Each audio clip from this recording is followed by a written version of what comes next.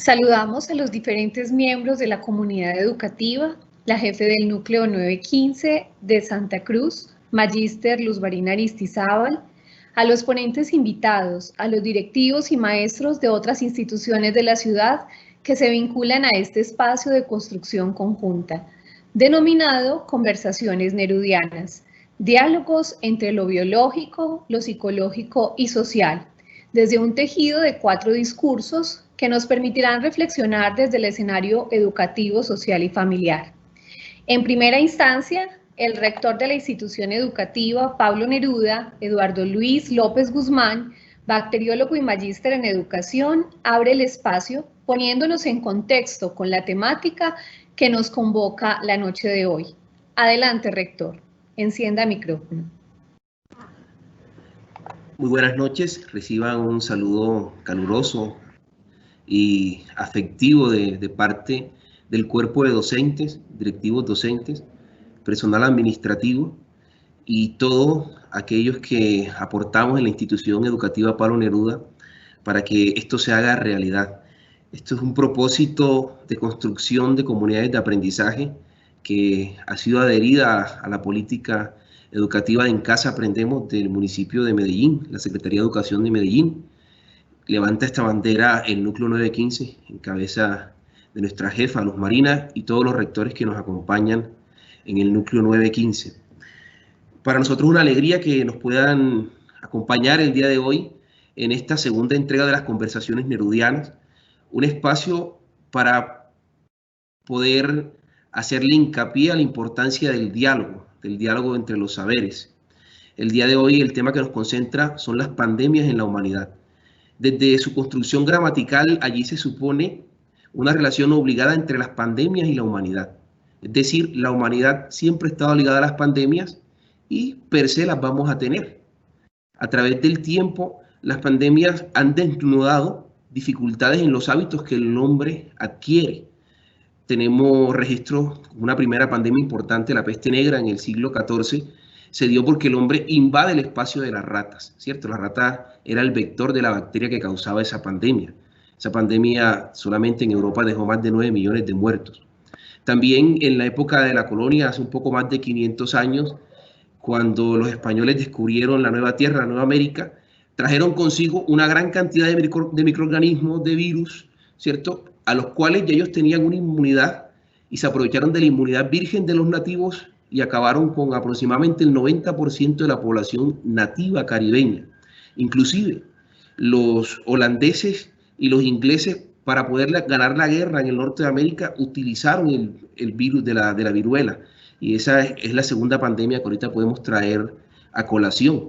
Y esta última que nos afecta el día de hoy, que nos convoca, causada por el COVID-19, por el SARS-CoV-2, y que desnuda también las realidades que nosotros como seres hemos construido, cómo hemos construido la sociedad. Hemos masificado todo, los servicios son masivos, ¿cierto? Y eso es lo que hoy nos desnuda y nos pone de plano en un confinamiento, evitando el contacto social. Entonces, la invitación es a que podamos conversar. Esa es la idea. Tenemos un grupo de panelistas que desde sus saberes específicos nos van a compartir todo lo referente a la realidad que vivimos hoy. Adelante, Diana, conversemos.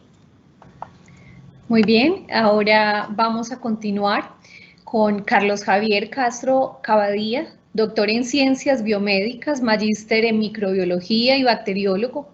A partir del campo biológico, reflexionará sobre las epidemias y las pandemias desde una perspectiva de lo histórico, ético y científico, contextualizándonos sobre el COVID-19 en lo que respecta a posibilidades de contagio, manejo responsable de la información y cuidados físicos, para entender lo que acontece en el contexto local y mundial, considerando algunos mitos y realidades. Carlos, recuerda encender micrófono y te escuchamos. Perfecto.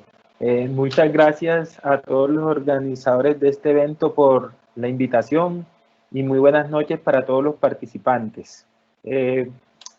Entonces, ante la emergencia sanitaria que se vive en el mundo por la expansión de la COVID-19, uno de los aspectos que se propaga rápidamente y es igual de peligroso o quizás más que el propio virus es la desinformación, lo cual ha generado un fenómeno que la OMS ha denominado la infodemia o la pandemia de las noticias falsas y la desinformación. Entonces, por ello, quiero empezar este conversatorio invitándolos a reflexionar sobre el cuidado que debemos tener sobre el manejo de la información que recibimos y compartimos acerca de este tema. Entonces, es muy importante que siempre verifiquemos la información, que la consultemos en formas oficiales, que seamos críticos con esa información que recibimos. Hay muchos influencers, muchos youtubers que sabemos que están dando una información que si fuera realmente seria e importante no estaría publicada a través de esos medios, sino en los artículos científicos revisados por pares académicos. Entonces, con ese propósito, los quiero invitar a que siempre estemos contribuyendo con la información y no con la desinformación.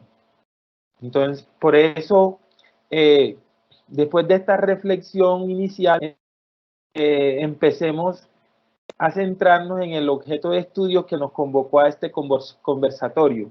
Y para ello vamos a definir algunos términos que son importantes para la comprensión de toda la situación actual que vivimos con la pandemia de la COVID-19. Entonces empezaremos abordando a definir qué es una pandemia, qué es la COVID-19, qué es el SARS-CoV-2 y qué son los coronavirus. Entonces, las pandemias son casos de una misma enfermedad que se presentan de manera simultánea en más de 2 continentes. Un ejemplo de ello es la actual pandemia de la COVID-19. Y es importante, ya como el rector empezó haciendo la introducción, debemos recordar que a lo largo de la humanidad hemos tenido otras pandemias y muchas de ellas, quizás las más recordadas, entre ellas tenemos la peste negra, el VIH-Sida, la tuberculosis, la gripe aviar, unas que están a la enfermedad que fueron causadas también por coronavirus. Una es el síndrome respiratorio de Oriente Medio, conocido como MERS, que ocurrió en 2012. Otra, conocida como síndrome respiratorio agudo grave, que es el SARS, causada por un virus que podríamos decir que es primo hermano o que tiene una relación filogenética o familiar con el actual virus que causa la COVID-19. Entonces vemos que no es nuevo que los humanos estemos enfrentándonos a una pandemia. Sin embargo, aunque ha salido victorioso de estas pandemias, es necesario que nosotros empecemos a revisar nuestros comportamientos, nuestros actos frente a la naturaleza, porque posiblemente buscando allí encontremos respuestas sobre los orígenes de esta pandemia, muchas de las cuales no hemos sabido, pero somos conscientes de que es producto de nuestra interacción o de nuestra mala interacción con la naturaleza. Bueno, entonces, después de esta reflexión, empecemos. ¿Qué es la COVID-19? Tener claro estos conceptos. La COVID-19 es la enfermedad infecciosa respiratoria causada por el coronavirus que ha sido descubierto más recientemente y se ha denominado el SARS-CoV-2. SARS-CoV-2 porque ya existió el SARS-CoV-1 en el 2003, ¿cierto? Entonces, tanto este nuevo virus como la enfermedad que provoca eran desconocidos antes de que estallara este brote en la provincia de Wuhan, en China, en diciembre de 2019. Y actualmente la COVID-19 es una pandemia que afecta a los países de todo el mundo y está causada por los coronavirus. Entonces, definamos qué son los coronavirus. Los coronavirus son una extensa familia de virus que pueden causar enfermedades tanto en humanos como en animales. Incluyendo el actual coronavirus, el SARS-CoV-2, la ciencia ha identificado y aislado 7 coronavirus circulando entre los humanos. Todos ellos saltaron de un siglo y los más peligrosos han emergido en los últimos 20 años. Entonces, la mayoría se conoce que están presentes en animales silvestres y se ha implicado a los murciélagos como los reservorios naturales más importantes. Los coronavirus pueden causar infecciones respiratorias que pueden ir desde una simple gripe o resfriado común hasta condiciones infecciosas más graves respiratorias como el síndrome de Oriente Medio, MERS, y el síndrome respiratorio agudo grave, el SARS. Y quizás nos preguntemos por qué los coronavirus reciben este nombre. Reciben el nombre de coronavirus porque cuando los observamos bajo el microscopio electrónico, su apariencia se asemeja a una corona, pero no a las coronas de los monarcas, sino a la corona solar, al aura de plasma que tiene el Sol.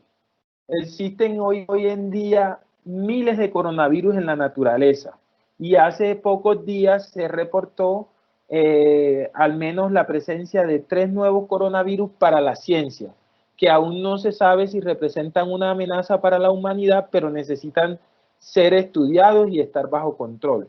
Y se estima que existen más de 3.200 especies de coronavirus en los murciélagos. Entonces, por eso es importante también saber, estar bien informado sobre estos microorganismos. Y otro aspecto que siempre nos interesa es saber de dónde viene este virus. La versión oficial nos ha dicho que es un virus que viene a partir de los murciélagos presentes en un mercado de la ciudad de Wuhan, en China. Sin embargo, existen las verdaderas teorías acerca de este origen todavía no están claras, pero esta es la más aceptada.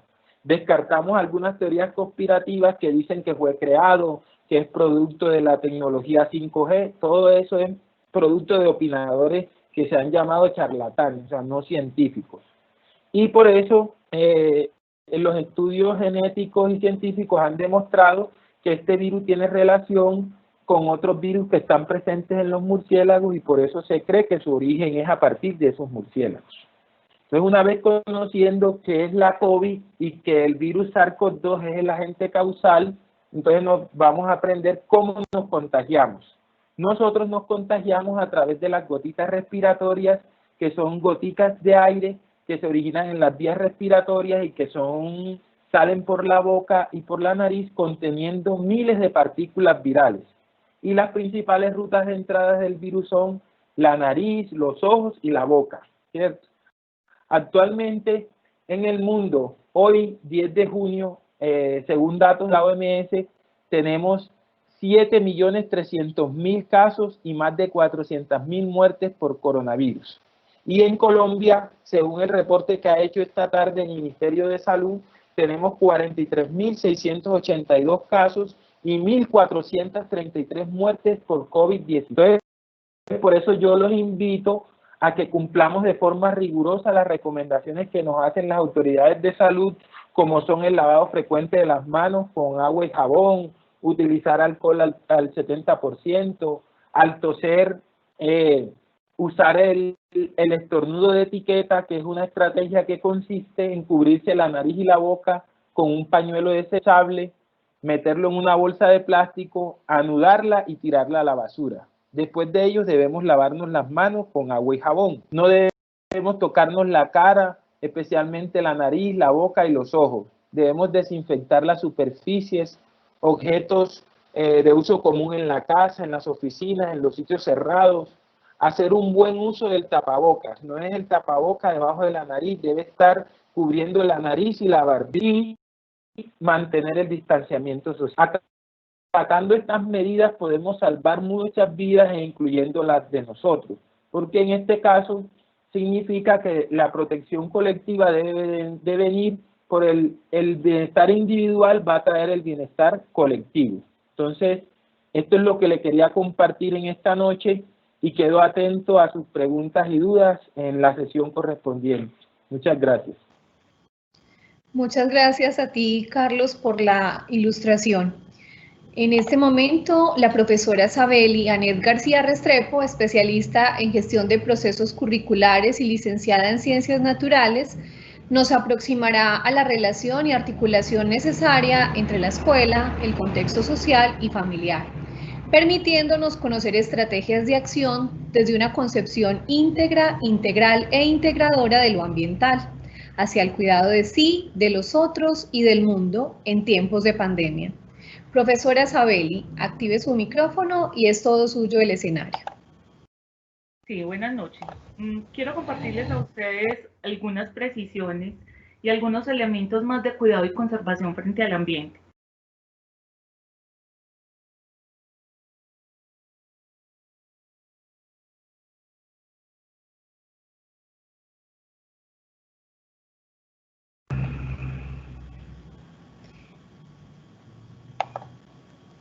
Profesora, revisemos el sonido, por favor.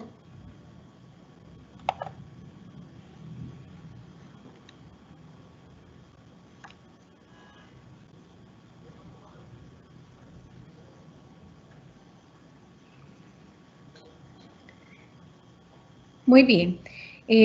La profesora en este momento tiene dificultades con el sonido, entonces vamos a cambiar un poco el rumbo en las intervenciones y vamos a adelantar la palabra de Juan Carlos Quiroga Arboleda. Nuevamente, cuando la profesora arregle el problema de sonido, retornamos con ella.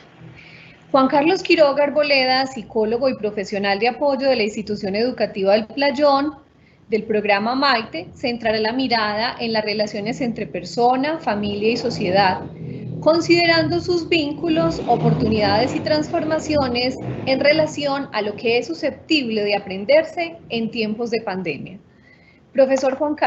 Psicólogo Juan Carlos, le damos la palabra. Active micrófono, por favor. Muy buenas noches.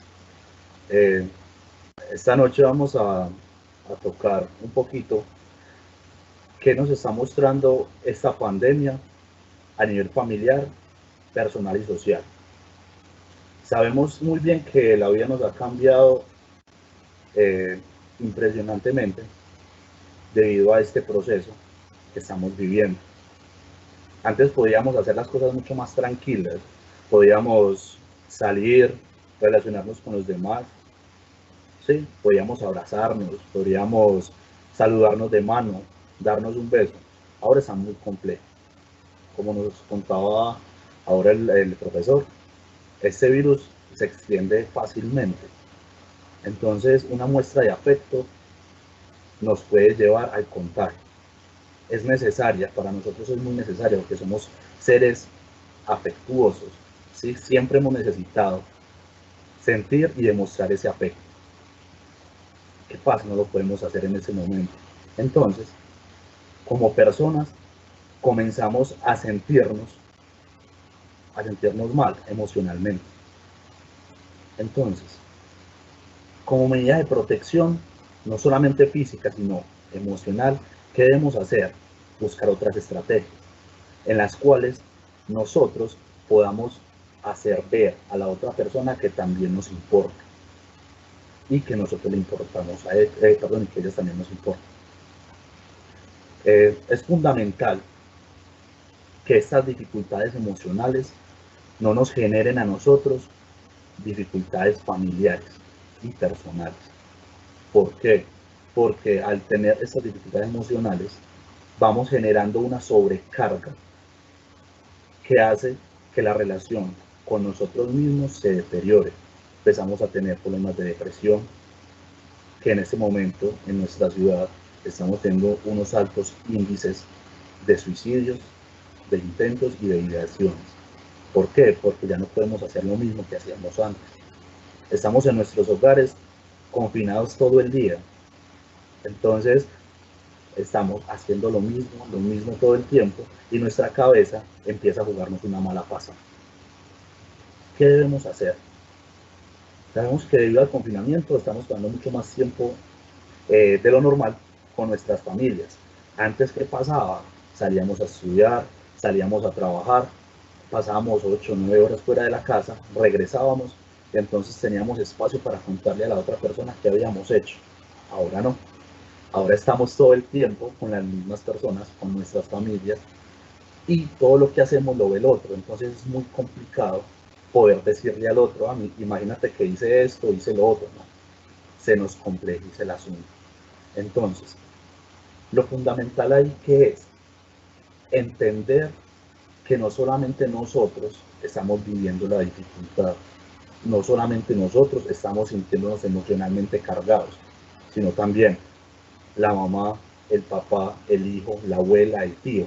Entonces, si unimos todo eso, unimos todas esas emociones que tiene cada persona y ese cúmulo de desespero que estamos teniendo, tenemos que tranquilizar y decir, bueno, si yo me pongo de esta manera, la otra persona también, mi abuela también, mi papá también, ¿qué vamos a hacer? Esto va a estallar.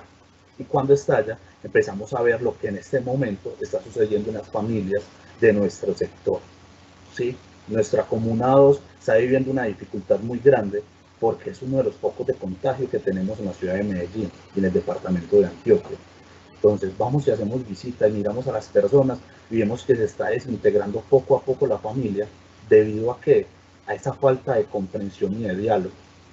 Si sabemos que la otra persona está emocionalmente cargada, démosle el espacio, que se tranquilice. Si tenemos una voz de aliento para dársela, es importante dársela. Si no, tomemos distancia y esperemos que la otra persona pueda tranquilizarse. Y así la relación familiar se fortalezca en vez de destruirse. Sabemos que esto que está pasando, en algún momento, valga la redundancia, pasará. ¿Qué tenemos que hacer? Que nuestra familia, después de que esto pase, sea una familia mucho más fuerte, de la cual puedan salir aprendizajes y que salga una familia que pueda mostrarse a la sociedad como un ejemplo de superación y de amor. Lo más importante que tenemos que tener en nuestra familia es ese amor, por medio del cual vamos a superar todo lo que se nos venga. Una cosa muy importante es, debemos también pensar en el otro, no solamente en nuestras familias, sino en la otra familia, que es la que conforma nuestra sociedad.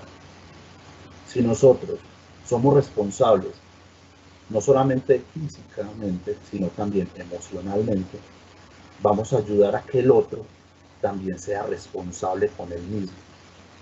¿Cómo aprendemos más fácil? Por el ejemplo. Un niño pequeño, ¿cómo aprende a caminar? Por el ejemplo. ¿Sí? Usted lo coge, lo lleva y el niño aprende. ¿Cómo aprende a hablar? Cuando empiezas a decirle papá, mamá, tío, comida. Igual con esto. Si nosotros emocionalmente estamos bien, podemos mostrarle al otro que es posible estar bien. Y así podemos salir de esta dificultad, de esta pandemia, de esta contingencia, de esta locura que estamos viviendo todos, de una forma agradable, buena, donde la sociedad haga un cambio. Estamos mirando que de a pocos la sociedad va cambiando. Es muy triste que tenga que pasar algo así para que la sociedad tome conciencia y diga, sí, estamos haciéndole daño al otro, estamos haciéndole daño al medio ambiente, estamos haciéndole daño a muchas cosas. Pero miren que en ese momento la unión entre las familias de los diferentes barrios es muy buena, porque están pendientes, qué le falta al otro, qué no quiere el otro está enfermo, ¿sí? Entonces miren que nos ha ayudado. Entonces es fundamental que salgamos de este proceso de una manera emocionalmente avante, que seamos unos mejores seres humanos y podamos ser cada día mejores personas y podamos acompañar al otro en todas sus dificultades. Muy bien, muchas gracias Juan Carlos por tus aportes. Invitamos a quienes nos acompañan en el evento de hoy para que una vez finalizado realicen su inscripción y dejen allí su participación. La profesora Sabeli, vamos a retomar con ella. Profesora, encienda micrófono y probemos el sonido de nuevo para que hablemos de esas estrategias en materia de lo ambiental para el cuidado de sí, de los otros y del mundo en tiempos de pandemia. Sí, adelante, profesor. Buenas noches.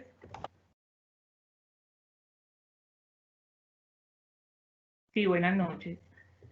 Bueno, quiero compartir con ustedes elementos de este diario vivir y de tener una correlación con el ambiente. Sabemos que el COVID está sin cura, que tenemos un montón de alternativas y que nos están presentando un montón de situaciones que no son las más amenas para nosotros y que estamos como algo en donde Italo Calvino mencionaba el infierno de los vivos y que tenemos solo dos opciones. Una, olvidar lo que está pasando y empezar casi que a omitirlo, o tomar la opción de descifrar en ese infierno qué es infierno y quién es infierno o cómo lo vamos a orientar.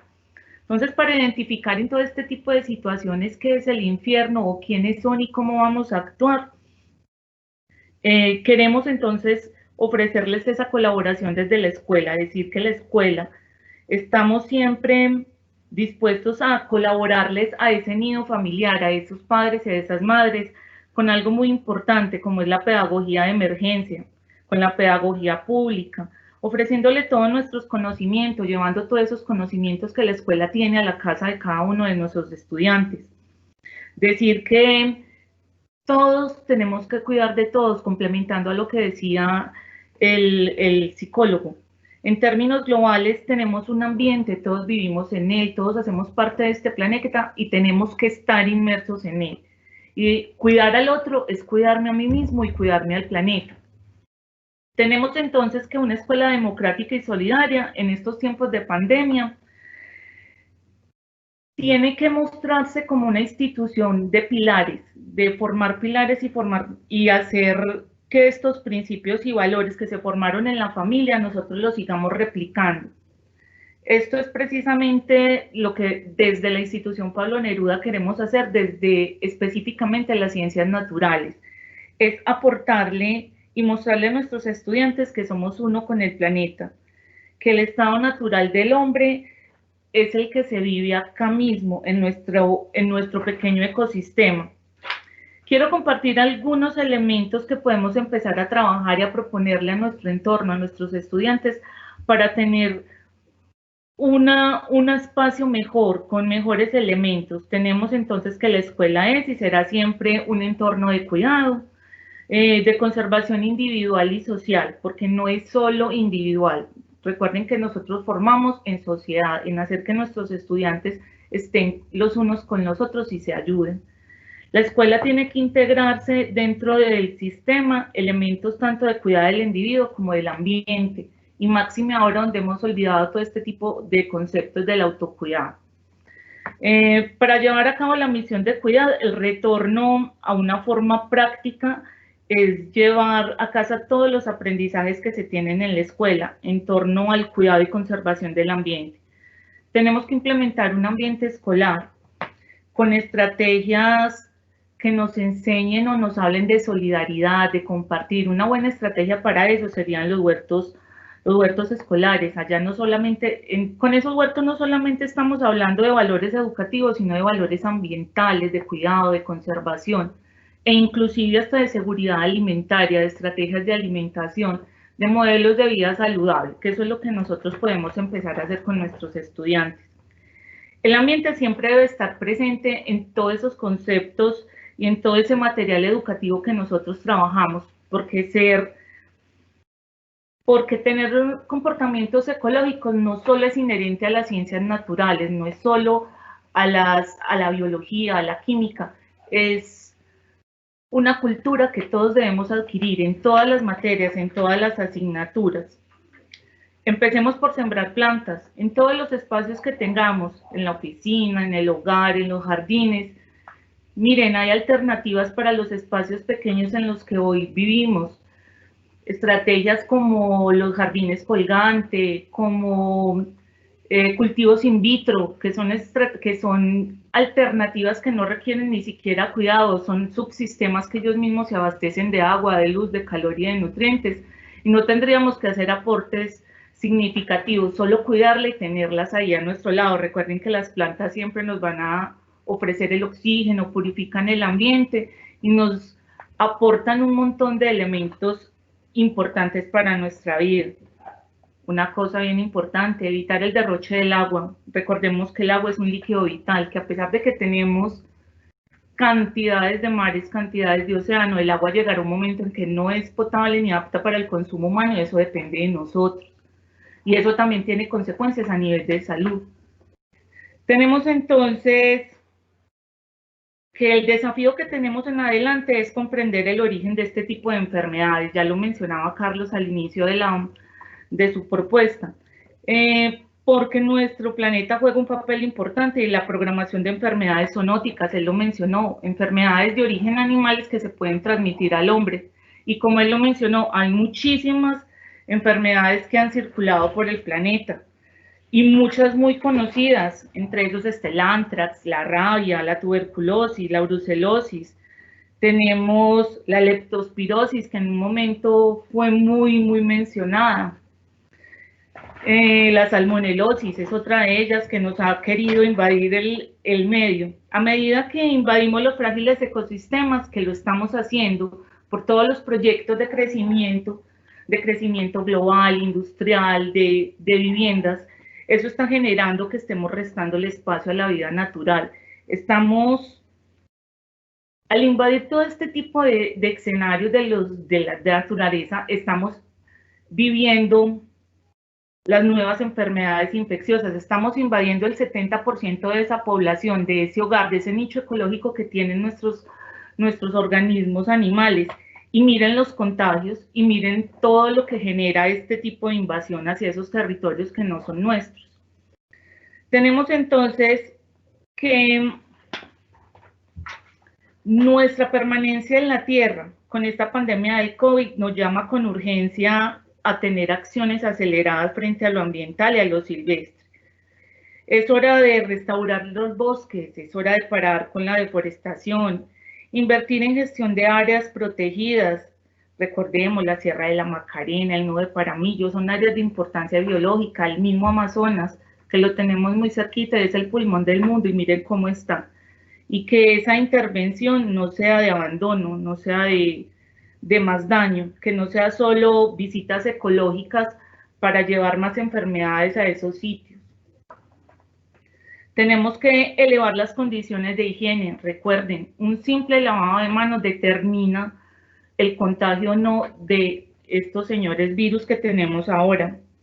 Necesitamos ver cómo el manejo prudente de la naturaleza debe ser parte de la economía diferente. Recordemos siempre que para tener una transformación del planeta, una vida nueva y reinventarnos, esa palabra tan conocida que tenemos ahora y tan frecuente, reinventarnos y reinventar la vida en el planeta, tenemos que generar acciones personales, acciones puntuales que vienen siendo promovidas desde la escuela. El crecimiento verde es una forma distinta de vida, porque la salud de las personas y la salud del planeta son la misma cosa y ambas pueden prosperar en igual medida.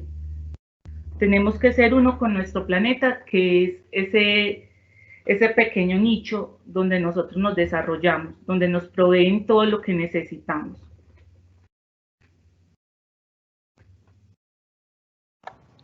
Muchas gracias, profesora Sabeli. Invitamos a que vayan desarrollando el ejercicio de la pregunta a través del chat y de esta manera, posterior a las ponencias, podamos entrar a conversar. De otro lado, les invito a que una vez finalizado el ejercicio de los ponentes, ustedes diligencien la asistencia porque a través de el registro de la misma podrán participar en rifas de algunos aparatos electrónicos. Ahorita les contaremos de qué se trata. Vamos a dar paso entonces en este momento a escuchar la voz de Mónica Yasmín Giraldo Osorio, magíster en Educación y Desarrollo Humano, especialista en Psicología Social Aplicada y psicóloga. Ella se enfocará en reivindicar el rol de la familia desde una perspectiva que reafirme el sentido de lo humano, a partir del trato digno, la salud mental, las rutinas saludables, el equilibrio entre firmeza y afecto, donde acontezca un espacio para la palabra, la expresión emocional y el desarrollo del ser en sincronía con la vida. Mónica, por favor, recuerda encender tu micrófono y te escuchamos. Muchas gracias, Diana. aprovecho también a agradecer a la institución educativa Pablo Neruda por la invitación. Muy buenas noches para todas las personas que me escuchan y que nos siguen en esta transmisión. Hemos escuchado a lo largo de este conversatorio el tema, digamos, de esta pandemia, cómo generar unos cuidados a nivel físico, cómo está relacionado también esos cuidados a nivel del ambiente. Vamos a dedicar ahora un poco de tiempo a cómo cuidar nuestras emociones, cómo cuidar, digamos, nuestra parte o nuestra dimensión emocional, ¿cierto? Partiré de una idea central y es que todos y todas somos seres humanos. Y precisamente, pues, debido a esa condición, abocamos a la primera recomendación y es un trato digno en ese sentido de humanidad. Creo que hemos escuchado quizás un adagio muy popular en relación a no hagas con el otro lo que no quieras que hagan contigo. Y yo les motivo en esta noche y en esta reflexión que estamos realizando a transformar un poco ese adagio y ponerlo más en un sentido, digámoslo así, activo. Es haz con los otros como te gustaría que hicieran contigo. Entonces, esa primera recomendación del buen trato va enfocada precisamente a que veas en las otras personas de tu familia, tus hijos, tu pareja, tus otros familiares, también un ser humano como tú, que siente, que piensa, que quizás está teniendo unas afectaciones a nivel de su ser personal ante toda esta situación y toda esta crisis que estamos viviendo. Desde el enfoque de disciplina positiva, se tiene una idea central en poner el afecto como primordial para ese trato, sin dejar de lado la firmeza. Es decir, con niños y niñas, por ejemplo, yo puedo ser una figura de autoridad, pero desde el afecto, no desde el autoritarismo.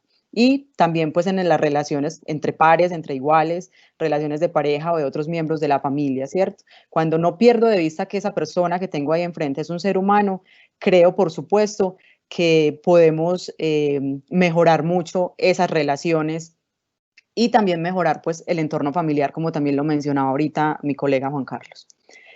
Siguiente recomendación, expresión emocional, supremamente importante en estos tiempos. ¿Y cómo dar esa expresión emocional? Entonces demos espacios a nivel familiar para la conversación. La palabra será siempre el mejor vehículo para la expresión emocional. Entonces preguntemos cómo nos sentimos, qué ideas nos generan, si hay alguna preocupación incluso en relación a todo esto que estamos viviendo, al hecho de permanecer en casa tanto tiempo, ¿cierto? Al hecho de que hayamos tenido que volcarnos a cambiar nuestras rutinas precisamente para un espacio quizás más reducido y menos público y ya del orden de lo privado. Entonces abrir ese espacio de desahogo, de conversación, sea con niños, sea con adolescentes o con adultos, será una de las recomendaciones centrales para esa expresión emocional. También en esa expresión emocional puede estar, digamos, las manifestaciones artísticas a través de la escritura, a través del dibujo, a través de la música.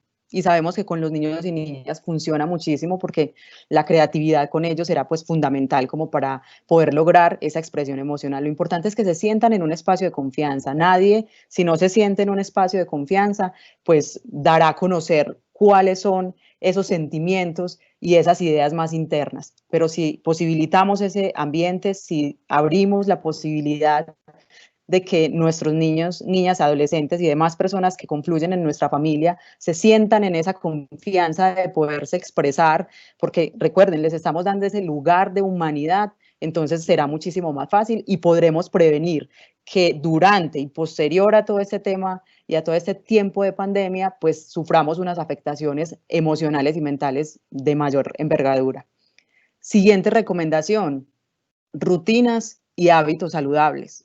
La profe Sabeli también hizo alguna mención en relación a esto y es supremamente importante que no por el hecho de que estemos en casa perdamos de vista de que debemos seguir teniendo unos hábitos muy saludables en términos, por ejemplo, del sueño. A veces nos damos unos privilegios de que porque estamos en casa o se los damos a nuestros niños y niñas entonces nos acostamos más tarde, nos levantamos a la hora que sea, los espacios para estudiar no están muy bien delimitados, entonces tener esas rutinas cotidianas muy bien establecidas y con hábitos saludables será también una recomendación primordial para evitar que la afectación emocional en estos tiempos de pandemia sea fuerte o sea muy prolongada, ¿cierto? Y finalmente quisiera de algún modo cerrar también haciendo énfasis en lo que mi compañero Juan Carlos manifestaba con el sentido de la familia. No es gratuito, familias, todas las personas que nos escuchan, que nos siguen, que toda esta situación se haya dado precisamente para volcar nuevamente la atención en la familia, que precisamente sea ese espacio familiar en el que estamos en confinamiento, en el que estamos bajo protección, no bajo prohibición, pensémoslo más bajo protección. Entonces, eso no es gratuito y es porque en últimas, la familia, sea cual sea su estructura, sea cual sea los integrantes que la componen, los roles que representan esos integrantes, siempre deberá ser un lugar de amor y de cuidado, incluso relacionado también con lo que la profe Isabeli mencionaba, de que la escuela también es ese lugar de cuidado. En este momento nos volcamos a la familia, entonces como ese lugar de amor y de cuidado, y no solamente para sí mismo, sino para los otros. Entonces, autocuidado y cuidado del otro y de lo otro, que ahí es donde entonces involucramos también el ambiente. Entonces, esa motivación a seguir esas recomendaciones, a volcarse desde lo humano, desde ese trato digno y desde el respeto por los otros y por las otras, como precisamente queremos ser tratados y precisamente también como es necesario para generar esos vínculos afectivos. Muchísimas gracias, Mónica. En este momento nos disponemos para hacer una conclusión general y luego dar un lugar a las preguntas. Desde los aportes de nuestros ponentes, esperamos resuenen en ustedes, en nosotros, ideas, retos y compromisos éticos en lo personal, familiar y social, tales como la sinergia en las relaciones, el sentirnos parte constitutiva del ambiente, la necesidad de adoptar prácticas de cuidado en nuestra familia, pero también en lo personal, tener un manejo responsable de la información, diferenciando sobre todo mitos y realidades, reconocer y reconocernos a partir de la expresión de las emociones y la necesidad de estrechar vínculos con la vida. Queremos entrar en diálogo para que podamos seguir ampliando el tejido y aflore lo humano desde las palabras. Abrimos el espacio de preguntas y estoy a punto de iniciar el bloque de preguntas referido a cada uno de los ponentes. Les pido por favor que estén atentos para que activen sus micrófonos. Nos encontramos con preguntas en relación a ese campo inicial que nos trabajó Carlos, y para él las siguientes preguntas. ¿Por qué es importante la limpieza o el baño después de salir de nuestro hogar? ¿Se pueden vacunar los niños en estos momentos de pandemia? ¿No existe riesgo para la salud de los niños? Empecemos por esas tres primeras, Carlos, y luego te doy el segundo bloque. Adelante, enciende el micrófono. Perfecto, Diana. Bueno, entonces, ¿por qué es importante la limpieza o baño después de salir de nuestro hogar?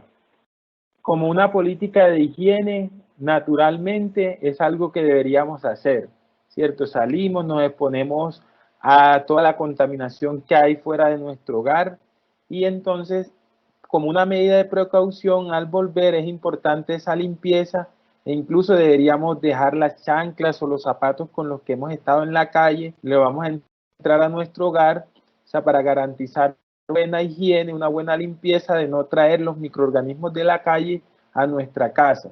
Entonces, evitar la contaminación de nuestro hogar y de las demás personas que viven en el hogar. Por eso, la importancia de la limpieza. Aparte de la higiene, como una medida importante de protección sanitaria. En cuanto a la pregunta de que si los niños se pueden vacunar en estos momentos de pandemia, la respuesta es que sí. Se pueden vacunar no contra el coronavirus, porque no tenemos vacuna actualmente contra el coronavirus. Se pueden vacunar contra las vacunas que están contempladas dentro del programa ampliado de inmunización o el programa de vacunas que les corresponden a ellos según su edad. Entonces, ya de acuerdo con su médico, la EPS, se acuerdan citas bajo unos estrictos protocolos de seguridad para realizar la vacunación. Y no existe riesgo de los niños, para los niños respecto a estas vacunaciones, o no sé si me preguntaban si existía riesgo para la salud de los niños respecto a la infección. Respecto a la infección por la COVID-19, sí existe riesgo, un riesgo mínimo, porque se ha considerado por todo lo que hemos visto y según los estudios que son una población menos susceptible, porque ya la población más susceptible a la infección son los adultos mayores, pero sabemos que afecta a todas las poblaciones y grupos de edades. Muy bien, y continuamos con otras preguntas. La siguiente es: ¿cuánto tiempo dura el virus en las diferentes superficies? ¿Y cómo se propagó el coronavirus? Yo creo que hiciste alguna mención de esta pregunta, pero volvámosle a clarificar a las personas que nos acompañan. Adelante, Carlos. Sí.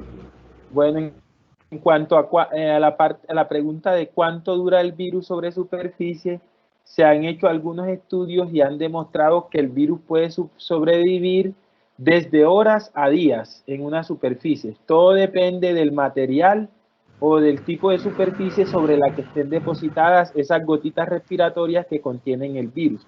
Entonces, esos estudios encontraron que sobrevivía hasta desde 5 horas hasta 3 días. Entonces, es muy variable porque va a depender de esas condiciones ambientales y del tipo de superficie sobre el que esté depositadas las gotitas respiratorias.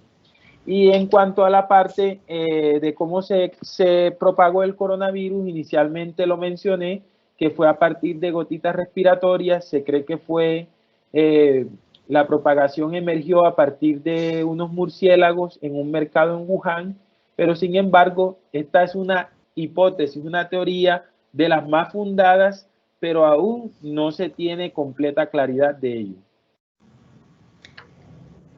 Muy bien, muchas gracias. Ahora le vamos a dar paso a Juan Carlos. Esta pregunta está dirigida a él y es: ¿qué herramientas emocionales, psicológicas o en el orden de lo mental podemos ofrecerle a las personas para mejorar la convivencia familiar?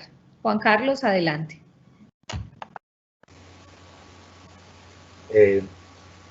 Esta parte de las herramientas, lo fundamental, o podemos iniciar más bien por ahí, sería la parte del diálogo. Todos sabemos que el diálogo se da de dos partes, el que habla y el que escucha. Entonces es fundamental fortalecer ese diálogo con nuestro grupo familiar. De ahí es fundamental, es importantísimo aprovechar este confinamiento para conocernos, para evaluarnos y así poder conocer a los miembros de nuestra familia, para llegar al punto de la comprensión del otro. Si tú comprendes al otro, vas a poder observar y solucionar las dificultades. Si tú sabes que la otra persona se pone de mal genio por ciertas cosas que yo hago dentro del hogar, ya la entendiste, ya la conociste. Ahora es comprender eso. Entonces, ¿qué va a pasar? No lo voy a hacer para que ella no tenga un mal rato, ¿sí? Entonces, al generar esos espacios de conocimiento propio, conocimiento del otro, estamos fortaleciendo toda esta unión familiar y así nuestra familia tenga mucha más compenetración, ¿sí? Y podamos generar un ambiente familiar adecuado y una convivencia adecuada. Muchas gracias, Juan.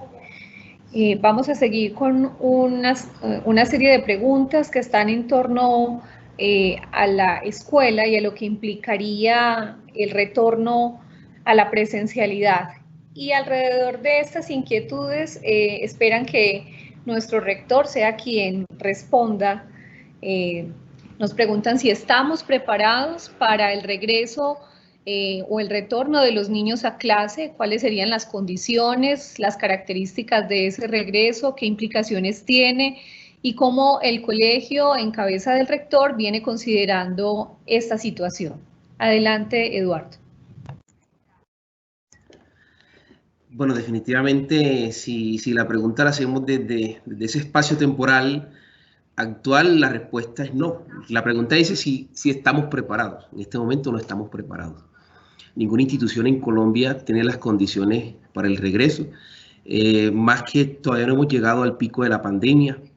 El confinamiento temprano lo que buscaba era que pudiéramos fortalecer la red hospitalaria. Ya miraremos si se fortaleció o no, ¿cierto? Eso quedaría con un signo de interrogación ahí, o lo metemos en comillas, si está fortalecido o no. Pero en este momento no estamos preparados.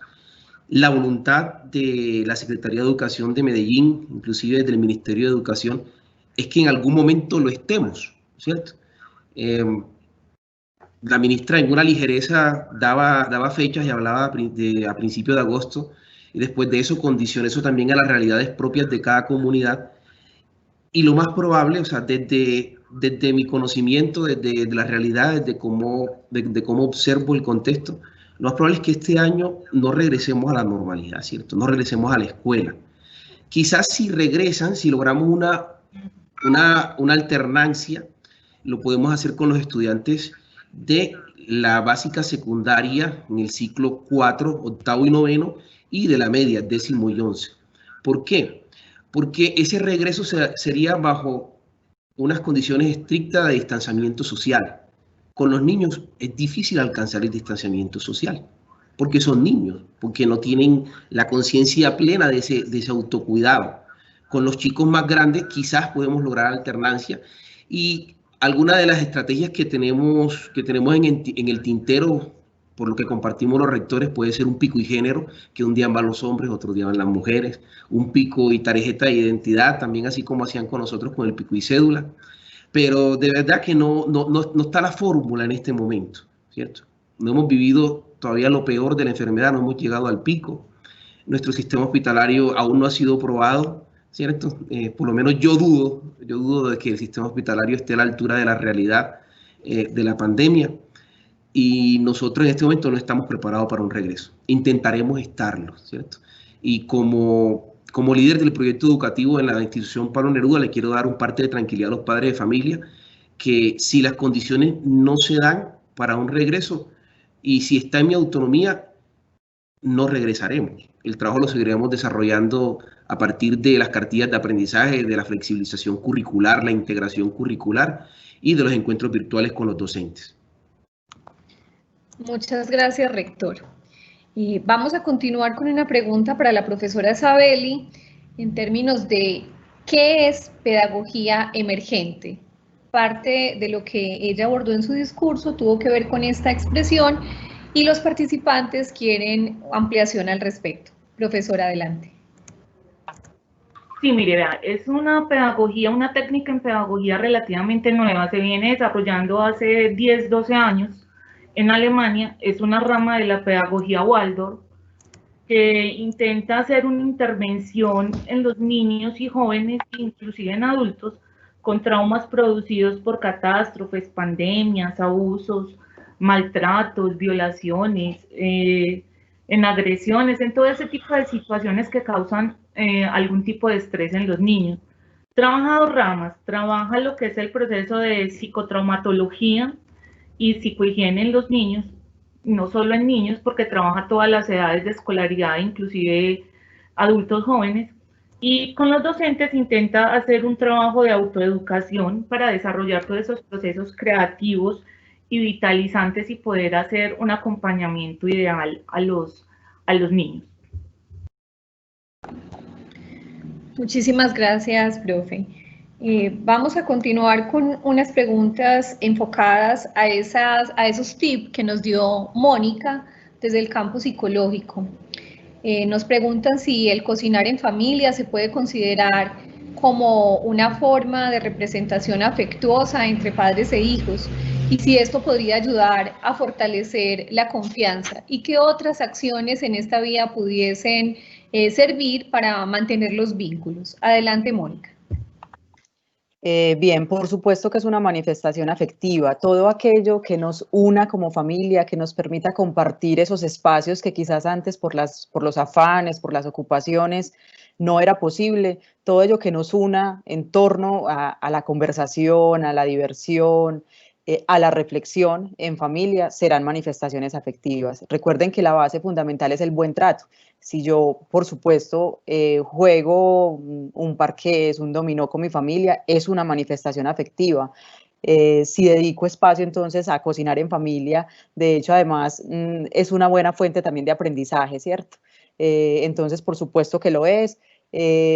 Tertulias familiares es algo supremamente de antaño y que creo que tenemos que rescatar, y más por estos tiempos de confinamiento.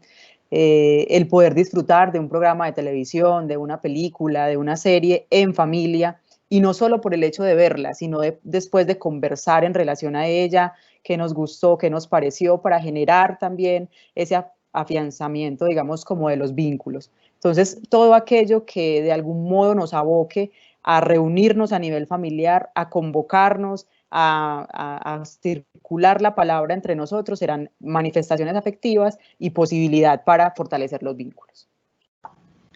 Muy bien. Tocaste en tu discurso, Mónica, aspectos referidos al trastorno del sueño y nos quieren preguntar algunas recomendaciones que puedan darse para retornar a esos hábitos de sueño, sobre todo en los niños, que son los más afectados en este momento por ese cambio de rutinas y de hábitos. ¿Qué nos puede recomendar? Claro que sí. Hablar de la higiene del sueño no es otra cosa que hablar de las prácticas que son necesarias para dormir bien. Seamos niños, adultos, jóvenes, no importa pues digamos como la edad. Entonces, ¿cuáles son las recomendaciones centrales? Y de algún modo, cuando tocaba un poco el tema de los hábitos saludables, me refería de manera pues digamos muy superficial, ahora lo profundizaré un poco.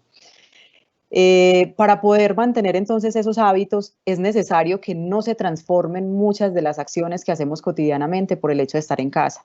Entonces, primera recomendación, que los horarios de sueño permanezcan fijos como veníamos acostumbrados. Si nosotros empezamos a permitir que nuestros niños y niñas se acuesten a las 11, 12 de la noche porque es que estamos en casa, porque no tienen que madrugar, recuerden que los seres humanos somos de hábitos y de costumbres. Más o menos en un mes tenemos un hábito después de hacerlo repetitivamente. Por lo tanto, llevamos un poco más de 2 meses de confinamiento, vamos a completar, por supuesto, más tiempo, ya se habrá establecido ese hábito. Entonces, si cambiamos esa rutina de hora, va a ser muy difícil que después establezcamos una hora, pues un horario, digamos, positivo, porque para los seres humanos es mucho más fácil aprender que desaprender. Es decir, es mucho más fácil hacer algo nuevo que dejar de hacer algo que estoy habituado a hacer. Entonces, primera recomendación para higiene del sueño, horarios fijos y establecidos para ir a dormir. Puede funcionar, segunda recomendación, actividades o acciones de relajación previas al dormir. Un baño de agua tibia o caliente, respiraciones profundas y pausadas, también nos puede generar, digamos, relajación. Tercera recomendación, evitar videos, películas o televisión, tablet, en general, aparatos electrónicos antes de dormir. Eso genera una disposición diferente para el dormir. Entonces, ojalá antes del sueño, solamente esas actividades de relajación o el baño o bueno, alejarnos un poco como de esos asuntos tecnológicos. El tema de la alimentación entra a jugar mucho también en la higiene del sueño, en el sentido de los horarios y de la cantidad. Si, por ejemplo, en las horas de la noche la cantidad de comida es mucha, pues eso va a afectar el sueño. Y si es muy tarde, pues también lo va a afectar porque la digestión no se hace inmediatamente, por lo tanto, entonces va a correr como ese horario que habitualmente se tenga. Evitar productos de cafeína durante el día. Y quizás los adultos que me escuchan dirán, no, pues a los niños no les damos café, pero es que resulta que la cafeína no está solo en el café, está en algunos té, en las bebidas gaseosas, en las bebidas energizantes. Entonces eso, la cafeína afecta mucho el ciclo del sueño, entonces es importante no excedernos y restringir mucho en los niños y en las niñas, digamos, también el consumo de esos productos. Y bueno, como también lo decía Juan Carlos en la intervención ahora, el ejemplo siempre será también muy importante. Entonces yo no le puedo pedir a mi hijo o a mi hija que se acueste temprano, que no utilice el celular o el televisor antes de dormir si yo lo hago. Entonces creo que esas serían las recomendaciones principales. Muy bien, muchas gracias, Mónica. Parece que nuestro público sigue interesado en profundizar en ese componente biológico. Daremos espacio para las dos últimas preguntas en este campo. Carlos, ¿cuánto dura el virus, COVID-19, dentro del cuerpo de una persona? Esa sería la primera pregunta. Y la segunda, ¿cuál es el tratamiento clínico que se puede ofrecer para una persona con COVID-19? Bueno, ¿cuánto dura el virus en una persona? Es una respuesta que se tiene que mirar en dos partes. Primero, los virus entran y necesitan multiplicarse hasta producir unos síntomas. Eso les toma un tiempo súper variable entre 1 a 14 días. O sea, puede ir de 1 a 14 días ese periodo de incubación hasta la producción de los síntomas. Algunos pacientes pueden no desarrollar síntomas y ser asintomáticos. Entonces, luego con los síntomas, después de ese periodo de 14 días, en aquellos que les aparece, también es variable. Va a depender de la gravedad de los síntomas, de la edad de las personas, de la capacidad inmunológica que tenga esa persona y del abordaje de tratamiento, de manejo clínico que le den. Entonces podrían en algunos casos oscilar después de la manifestación de los síntomas, esas etapas de convalecencia, entre algunos van 5 días, otros hasta 15 días. Y en cuanto a la otra pregunta de si existe un tratamiento, si existe un tratamiento, pero no específico para tratar la infección. Existe un tratamiento para manejar los signos y síntomas que presenta la infección. Es decir, si la persona tiene inflamación, se usan antiinflamatorios. Si la persona tiene mucha tos, antitusivos, ¿cierto? Y si tiene fiebre, antipiréticos o medicamentos que bajan la fiebre. La idea es hacer un manejo clínico del paciente. Si tiene dificultad respiratoria, entonces se le da la asistencia respiratoria o con ventiladores mecánicos u otro tipo de estrategia. Pero no existe un tratamiento específico contra el virus. Existen tratamientos de síntomas y hay muchos tratamientos que están en prueba para tratar de atacar al virus. Muy bien, muchas gracias por esas claridades. Mónica, las personas siguen preguntando sobre ese campo que es necesario seguir profundizando, que tiene que ver con el ser, con la persona y con su equilibrio. Viene una pregunta y es relacionada con cómo ayudar a personas que padecen ansiedad o depresión debido a la situación actual. Bueno, ahí inicialmente creo que hay que hacer una claridad y es, son personas que cuentan con ese diagnóstico ya a partir de un profesional o una profesional en el área de la salud mental, pues por supuesto seguir esas recomendaciones que en su proceso, bien sea por EPS o de manera particular, se han llevado, porque pues cada caso de depresión y de ansiedad se maneja en la singularidad de la persona que lo está viviendo y experimentando, ¿sí? Entonces, si son personas que ya tienen su diagnóstico y ya cuentan de algún modo con un tratamiento, pues es importante no dejarlo porque estos tiempos agudizan. Ahora, si es, digamos, que debido, digamos, a la situación de encierro o lo que nos ha generado todo este tema de estar confinados, se empiezan a generar unos niveles de estrés y de ansiedad y de unas variaciones en el estado de ánimo, que no necesariamente una variación en el estado de ánimo es una depresión, pero a veces lo nombramos, digamos, o naturalizamos como ese concepto, ya sí hay unas recomendaciones generales, ¿cierto? De hecho, hay algunas de las que mencionaba ahorita con la higiene del sueño y es, lo primero son estrategias de relajación. La respiración siempre es lo más simple, pero es lo que mejor nos conecta con nuestro ser interior y con sentirnos relajados, pero una respiración consciente, una respiración pausada, una respiración lenta, porque no es la respiración cotidiana que es automática, sino otro tipo entonces de respiración. Entonces dar esos espacios, unos 10, 15 minutos en la mañana y en la noche para respirar, para centrarnos en esa respiración, en cómo entra y qué recorrido hace el aire cuando entra a nuestro cuerpo, es algo que facilita. Realizar o practicar actividad física, y no me refiero acá a largas jornadas, digamos, o a rutinas de profesionales en términos pues de ejercicios o demás, no. Actividad física es todo aquello que involucre la acción de mi cuerpo. Entonces, si yo bailo, pues estoy haciendo actividad física. Si yo aprovecho que tengo un patiecito o en la sala de mi casa doy unas vueltecitas a paso largo o trotando, eso es actividad física. Entonces, tratar de involucrar en el día parte de actividad física. Las rutinas también. Si yo dedico mucho tiempo y espacio digámoslo, al ocio de no hacer absolutamente nada, pues eso hace que mi mente esté muchísimo más activa, que se genere mayor preocupación y que, por supuesto, los síntomas de ansiedad y depresión o estrés pues se aumenten. Entonces, súper importante tener buenas rutinas en el día para dedicar cada espacio de tiempo a una actividad determinada.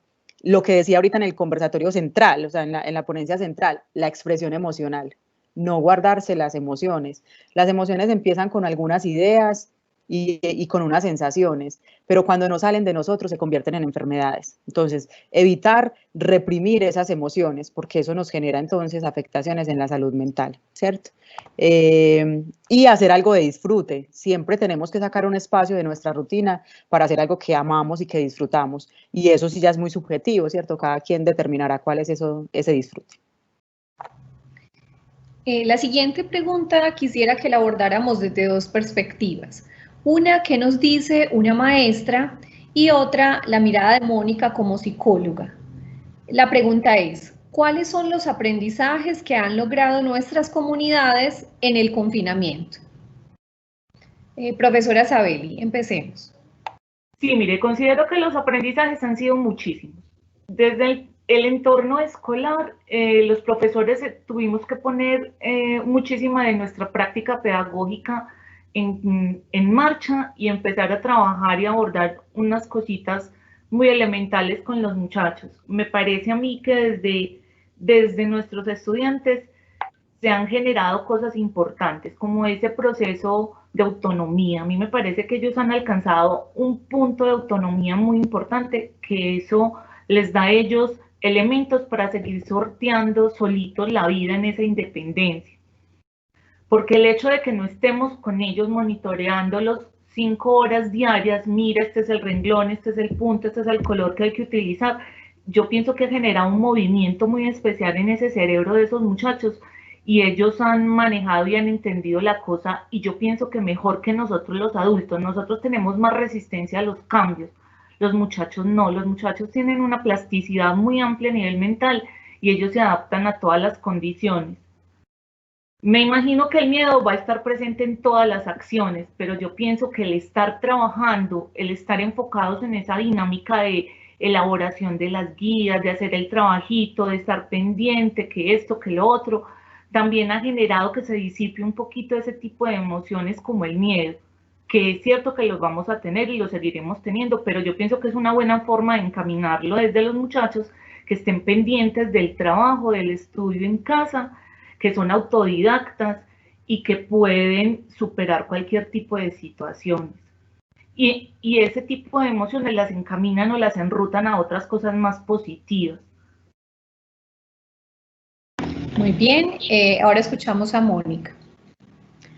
Bueno, yo creo que así como cada persona vive de manera singular cada crisis o cada situación que se presente, pues muy seguramente los aprendizajes también se valoran de manera muy subjetiva. Para cada persona puede haber, digamos, unos aprendizajes que son diversos. Sin embargo, yo creería, pues en términos generales, que podría decir que uno de los grandes aprendizajes de toda esta situación es valorar lo simple. Yo creo que estábamos en un afán de consumismo, de que la felicidad estaba en el tener, en el poder lograr ciertas acciones en ciertos días y bueno, creo que nos volcamos nuevamente a lo simple de una llamada, de una nota, de estar en familia, entonces de no tener que estar saliendo al centro comercial o a ciertas actividades pues que nos habíamos generado como necesidad. Entonces creo que el primer aprendizaje es valorar y volver a lo simple o de algún modo como volver al origen, ¿cierto?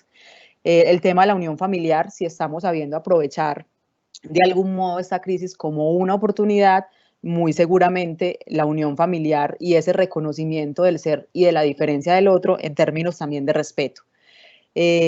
Fortalecimiento quizás de valores como la tolerancia, como el respeto, como la responsabilidad, porque sabemos también que este asunto de la virtualidad genera mayores retos en términos también de tiempo y de dedicación. La resiliencia creo que también se ve absolutamente fortalecida en una época como estas. Algo que quizás a lo que todos en algún momento quizás le huimos y es al encuentro con nosotros mismos. Creo que eso es un aprendizaje absolutamente central también en este tema. Entonces, bueno, creería que esos serían como los generales, aunque ya cada uno y cada una podrá valorar algunos aprendizajes ya de manera más personal. Muy bien, creo que no podemos dejar pasar esta anotación o pregunta que nos hace referencia justo a lo que Carlos empezó diciendo en su ponencia y que quisiera escuchar la palabra de Carlos y también de nuestro rector. Las noticias falsas son otra epidemia alrededor del COVID-19 basadas en saberes pseudocientíficos. Y nos preguntan cómo nos pueden apoyar las ciencias sociales y humanas para atender a esta situación. Carlos.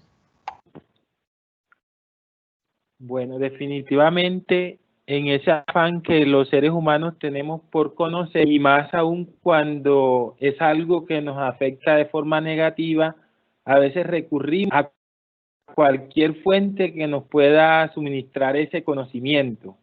Y sí sería muy pertinente que desde las ciencias sociales, para explicarlo desde una forma de comportamiento, porque eso se nota que es a raíz de un intento por la supervivencia que desde el desconocimiento se acude a esa ciencia y nos aferramos muchas veces a todos aquellos conocimientos que así estén infundados o que no tengan ningún respaldo científico, nos den una esperanza.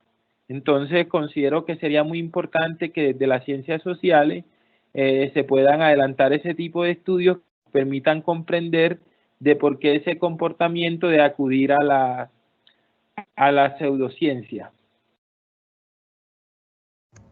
Muy bien, muchas gracias, Carlos. Y ahora escuchamos al rector. ¿Qué aportes tendría en relación a esta pregunta? Rector.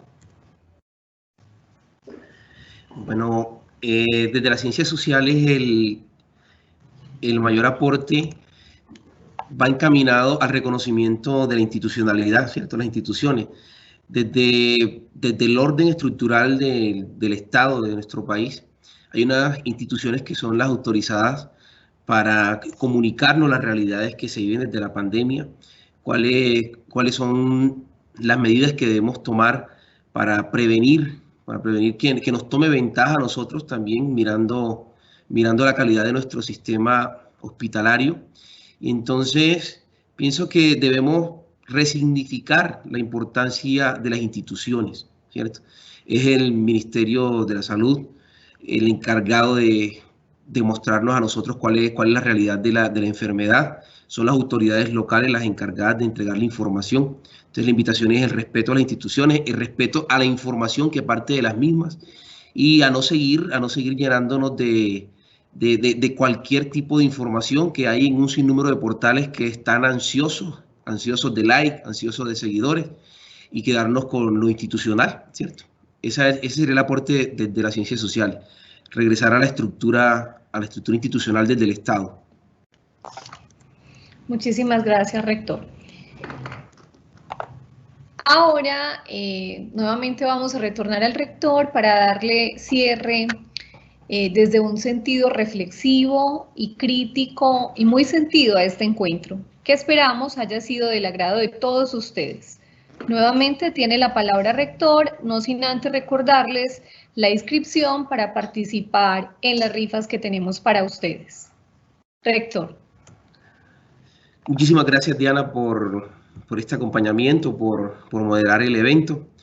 A todos ustedes, los asistentes, los que estuvieron desde el principio, tuvimos un promedio de asistencia fluctuante entre 500 y 600, un número considerable, dado que la idea es que podamos tejer lazos desde el aprendizaje, desde el conocimiento, que podamos construir comunidades de aprendizaje.